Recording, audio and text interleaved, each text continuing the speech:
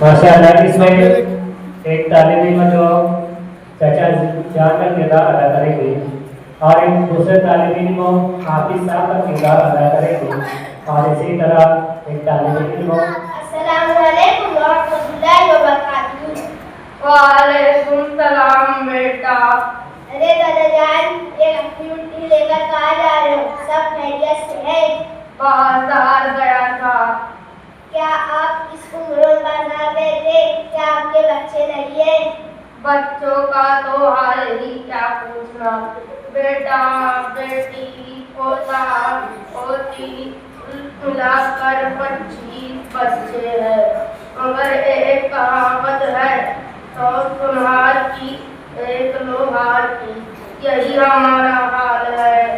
तौबा तौबा, ये कैसे बच्चे आपके? क्या आपने इन्हें दीनी तालीम नहीं दी? नहीं बेटा, मैंने सोचा इन्हें दीनी तालीम हासिल करके 2-3 हज़ार रुपये में किसी मस्जिद या मदरसे में नौकरी करेंगे तो खुद क्या खाएंगे और हमें क्या खिलाएंगे, इसलिए नहीं पढ़ाया। अरे दादा जान, ये तो आपकी बहुत ही गंदी सोच है। इंग्लिश पढ़ेगा तो खिलाएगा, ऑफिस मॉडल बनेगा तो भूखा मरेगा। ये देखिए मौलाना साहब आ रहे हैं। अस्सलामुअलैकुम रहमतुल्लाहि व बरकातहू। वालेकुम अस्सलाम व रहमतुल्लाहि व बरकातहू। मौलाना साहब, हम आपके मदरसा साबराजीन में पढ़ते हैं और ये दादा जान कह रहे हैं कि हाफिज मौलवी 2-3 हज़ार रुपये में किसी मस्जिद या मदरसे में नौकरी करेगा तो खुद क्या खाएगा, अपने बीवी बच्चों को क्या खिलाएगा? जरा आप इन्हें समझाइए। ला हौला वला कुव्वता इल्ला बिल्लाह। अरे दादा जान, ये सिर्फ आप ही की नहीं बल्कि अक्सर लोगों की सोच है कि आलिम और हाफिज कमा और खा नहीं पाते। ये बहुत ही गंदी सोच है।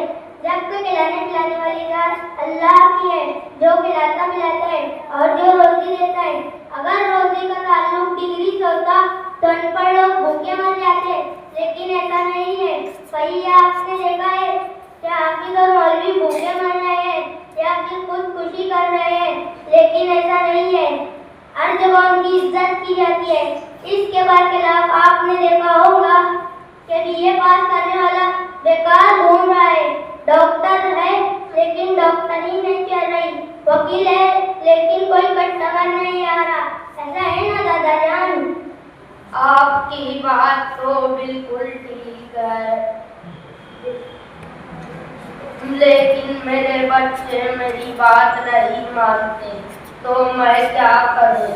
सुनिए दादा जान, अगर आपने ये दीनी तालीम दी होती तो आपकी बात मानते और आपकी खिदमत करते। मदरसों में ये सिखाया जाता है कि माँ के कदमों के नीचे जन्नत है और बाप जन्नत का दरवाजा है। कुछ समझ में आया दादा जान? कुछ समझ में आया बेटा। आपको दीन के बारे में कुछ मालूमात है? क्या तू ही अकेला मुसलमान है क्या?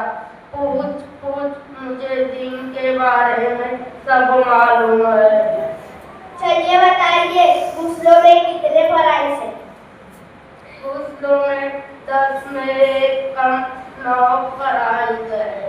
नंबर 1 पानी का होना, नंबर 2 मंजन या ब्रश का होना, नंबर 3 लुंगी या टॉवल का होना, नंबर 4 लोटा या बाल्टी का होना, नंबर 5 कपड़ा उतार कर नल के नीचे बैठ जाना, नंबर 6 इस्तिंजा करना, नंबर 7 पाखाना जाना, नंबर 8 सबसे अहम बात कंडी में गर्म पानी का होना, नंबर 9 अगर ये सब नहीं पाए जाए तो गुस्लो नहीं होगा। अरे दादा जान, मैंने तो आपसे गुस्लों में फराइज पूछे थे, पता नहीं आपने क्या क्या बता दिया।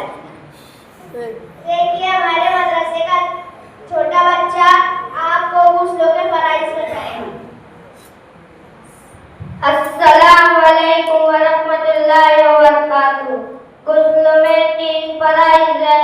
नंबर 1 कुल्ली करना, नंबर 2 नाक के नर्वस तक पहुंचाना। नंबर 3, पूरे बदन पर इस तरह पानी बहाना के एक बार बराबर भी जगह सूखी न रहे।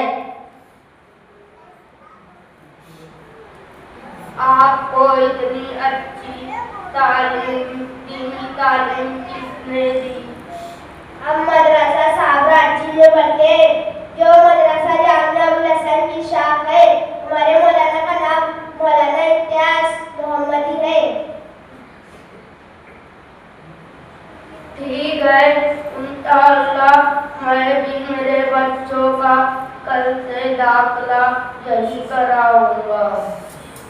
अस्सलामुअलैकुम। वालेकुम अस्सलाम व रहमतुल्लाहि व बरकातहू। अपना एग्जाम देके जाए।